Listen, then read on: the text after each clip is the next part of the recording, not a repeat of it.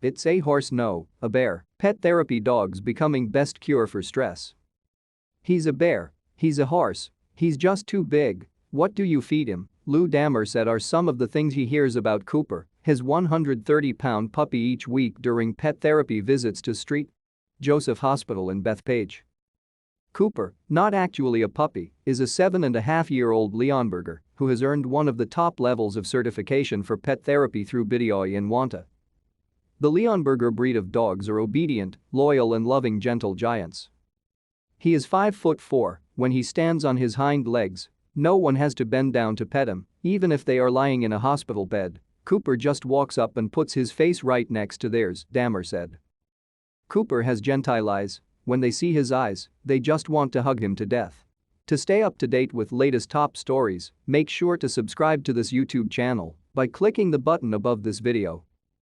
Bideawee's pet therapy program is designed to explore all of the benefits that the relationship between people and pets can provide. Although Bideawee staff spends a lot of their time finding forever homes for the dogs, cats, puppies, and kittens in our care, we really focus on the human-animal bond as a whole.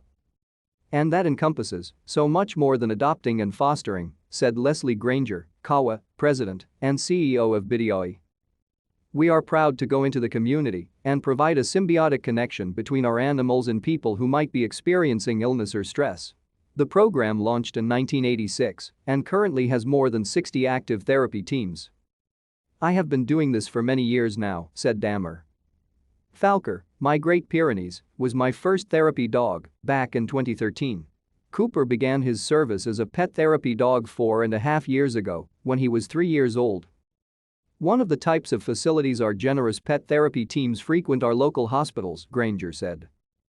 These institutions have been under an exorbitant amount of stress lately, and it's so rewarding to provide a smile to patients and staff alike. As COVID restrictions lift and things become more normalized, we hope to bring Bideawee's pet therapy teams into more hospitals. Some dogs are restricted to the kinds of tasks and situations that they are suited for. The best of the best receive a complex mark on their certification. Cooper has a complex level certification, meaning he can go anywhere, in any kind of therapy scenario, said Damore. Situations can range from one-on-one interactions, group settings, children, elderly, wheelchair-bound, bedridden, high-energy situations, confined spaces, etc.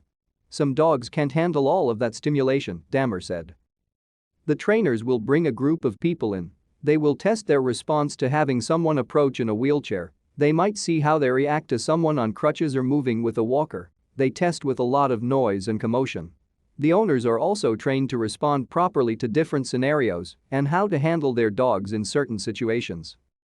Dogs and their owners are re-evaluated every 2 years to ensure they remain fit for the program.